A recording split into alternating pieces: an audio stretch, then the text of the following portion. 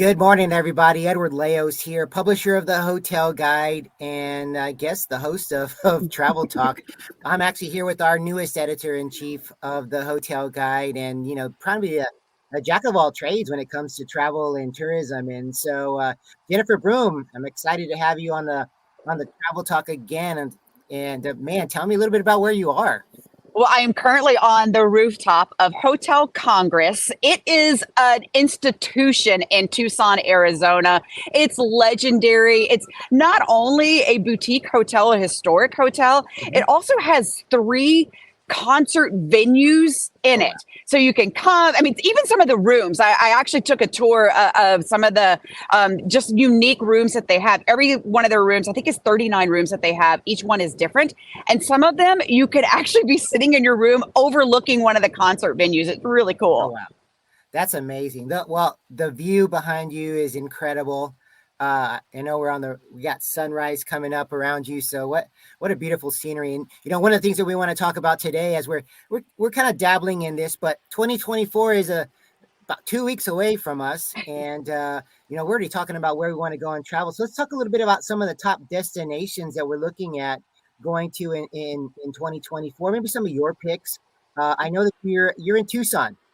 So why? Yes. So, Go ahead. well, I want to say, I think in 2024 that a lot of folks are going to be traveling domestically and traveling across the United States. So I really want to spotlight some places to go that have culture, unique experiences, outdoor adventure, and just some great places for families to go that are also affordable. So Tucson kind of tops my list for that. And a big reason is because of astrotourism. And it is one of the best places, not only in the country, but in the world, if you want to do some stargazing.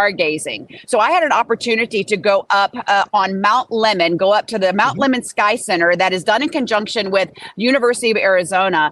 And I got to look through the Schulman 32-inch telescope at their night gazing party that they have. It's a 5-hour fun adventure to go on, but to see things like Saturn, to look through it and to see the rings are just so cool. So there's that. It is home to Dark Sky International here. There are so many large telescopes and opportunities for you to really engage in that night sky. It's because of the very dry conditions here in the mountains and low light. They actually have within the Tucson area a lot of restrictions on lights in order to protect that precious resource of the dark sky. So you've got that, but you also have Saguaro National Park, the iconic cactus, with the arms. Those Yes. when you look at them, they're a symbol of the American West. And it is such a cool thing that the national park is right in the city. There's two units. There's the east unit and then the west unit. On this trip, I spent some time out in the west unit. There is an area where you can go see petroglyphs. There's also the Arizona Sonora Desert Museum. It is a botanical garden, a world-class zoo, and a lot of history there too that you can go experience that. And then I did something kind of funky and really super cool to me, being that meteorologist, that science geek person. I went to Biosphere 2 or B2, as they call it locally. You may remember back in the early 90s, 8 people went into a biosphere to live in a controlled environment. They still use it as a living laboratory. They're doing a ton of research there. I was walking through one area and all of a sudden I got hit with a gust of wind. So they replicate everything from a rainforest to a coastal fog area, really replicating those different environments, and to do a lot of research in an effort to understand some things, as far as climate change. What are some things even just simply as growing some crops, what are some alternative methods to growing some crops as we are dealing in the climate change world that we live in now? Now you're talking about a lot of the places that I wanted to go when I was in Tucson 2 months ago. Like all the places I had done, I was like, oh, dang it, we're not here very long to be able to do all those things. But I'm so glad you got to experience them and actually, have our guests kind of understand just what Tucson brings. It's funny that both of us have been there this year. Actually, in the last several months, we've both been there. Such a fantastic city and great destination for families as well and as individuals. So it's a great choice right there. So let's go from the desert. Let's talk a little bit about some snow. And like when you want to have some fun, what are some of your top picks for that? Well, I really think, I think a lot of folks think when I'm going to start talking about snow that I'm going to send you to a ski resort, and they are fantastic. But I want to take you somewhere a little bit different and take you into Wyoming and somewhere where you might not necessarily think about for winter, and that is Cody, Wyoming, and Yellowstone National Park. You want to go in Cody. It's one of my favorite cities in the country, partly because I just love the Wild West history there. Yeah. The city was founded by Buffalo Bill. I think a lot of folks know that name. You could actually stay at the Irma Hotel, which was Buffalo Bill's original hotel. It was named after his youngest daughter, Irma. You can stay there, or you can stay at the Chamberlain Inn, where it's also a historic hotel where Hemingway stayed. So you get that time in Cody to do things like go to the Buffalo Bill Center of the West. It is 5 world-class museums under one roof. You can go ice climbing there. It is a world-class destination for that. But the creme de la creme is taking a snowmobile or snow sled, as some folks call them, take that adventure into Yellowstone National Park. Most of the roads in the national park are actually closed during the winter time, and the only way to get around is by snowmobile or snow coach. And if you go from the Cody side, you go for miles and not see anyone. It is honestly my favorite season in Yellowstone because it's that season of solitude, snow, and steam to really enjoy those geothermal features that Yellowstone is so well known for, including spending a night at the Yellowstone, the Old Faithful Snow Lodge. When you go there in the wintertime, I had less than 10 people when I got to watch at sunset, got to watch Old Faithful erupt, which is the only way to get Yellowstone without the crowds is to go in winter. But it's just such a unique destination, that an underrated one, that I think, if you want to go do Yellowstone, check that national park off your bucket list. While the summer is fabulous, it can be very crowded. The winter time, you can have it all to yourself. It's when the bison outnumber the people. Sure. And the air is very chilly. Yes. Don't worry. They give you the full suit and everything. You'll be fine.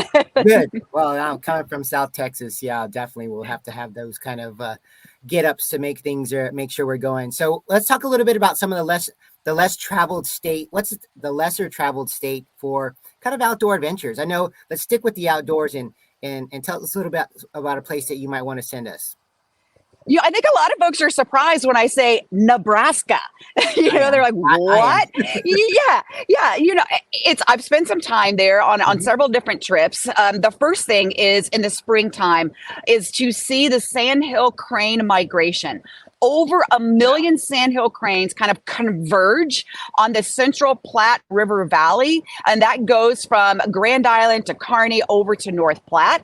And the reason they're going there is because they are feasting before they continue on to their summer breeding grounds up in northern Canada and up into Alaska. But they converge there because of the access to food. They what's left over in all of the fields. They have the what would be called a waste grain, basically.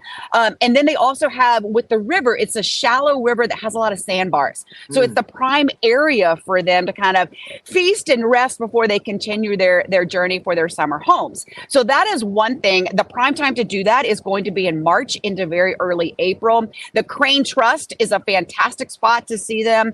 You've also got the Rose Sanctuary there in Kearney, an amazing place. And if you've ever driven on I-80 and you see that arch when you're going through Kearney, definitely stop. It is so worth going in. It's a really cool museum, and you're over the highway as you're going through it. So there's that. Now, let me take you a little bit farther north in Nebraska up to Valentine, the Niobrara National Scenic River. It is the first quiet place trail in North America, and only the second one in the world that has that designation. Wow. I went on a kayaking experience. It was phenomenal. And then you can go on over to the town of Scotts Bluff and Gering. That's in northwest Nebraska, and go up to Scotts Bluff National Monument. You can drive up this crazy mountain road. It's only about a 5-minute drive. It's not too bad. Or you can hike up if you want, but it's just beautiful. The views from there are fantastic. And then you can also check out Chimney Rock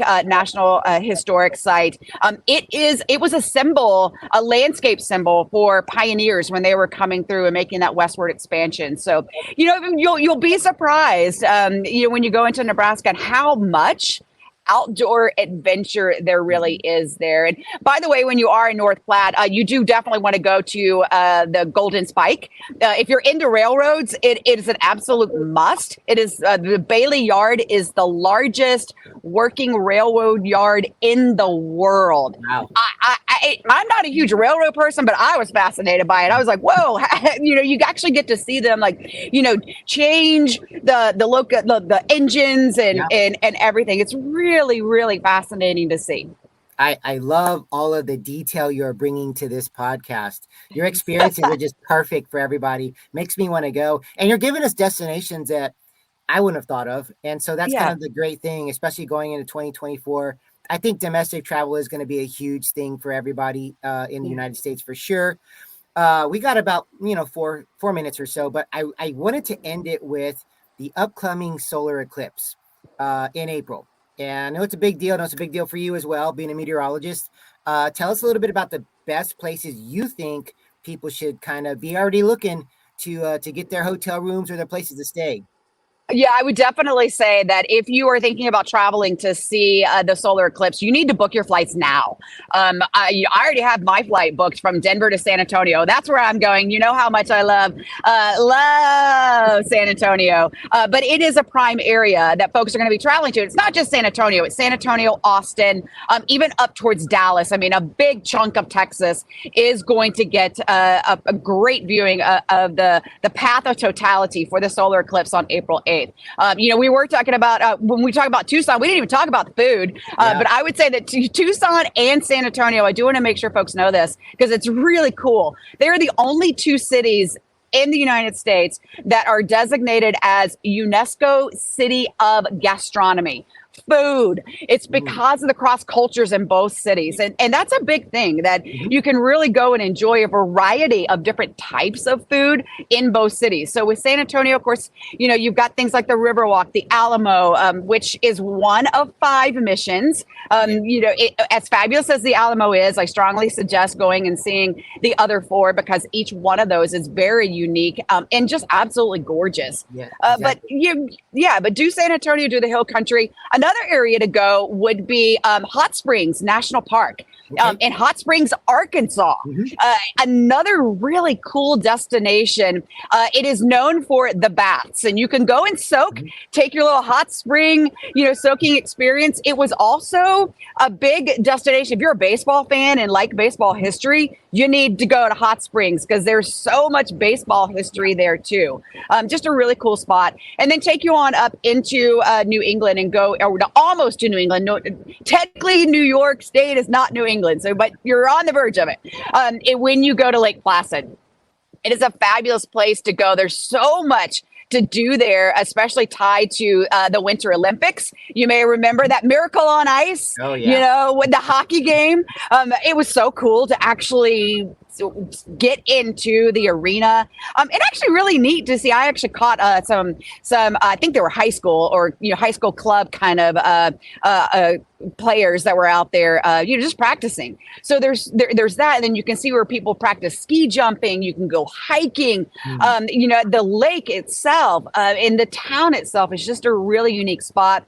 You can also go into the Finger Lakes region in New York if you're a wine drinker. It's a fun spot to test out and enjoy some wines. It's New York style. So there you go. There's 3 options for you. But again, the biggest tip I can tell you is if you haven't bought your plane ticket, really start thinking about doing that now because the flights are filling up. I mean, they're already, I would even say, I know into San Antonio, they're already 75 to 80% booked, San Antonio and Austin. So consider booking your flight ASAP and then make sure you do your hotel reservation too. You want to get that squared away. No, these are all great tips. And again, this is why we're doing the, some of the top picks for 2024. We knew that was always on your bucket list because we talked about that prior.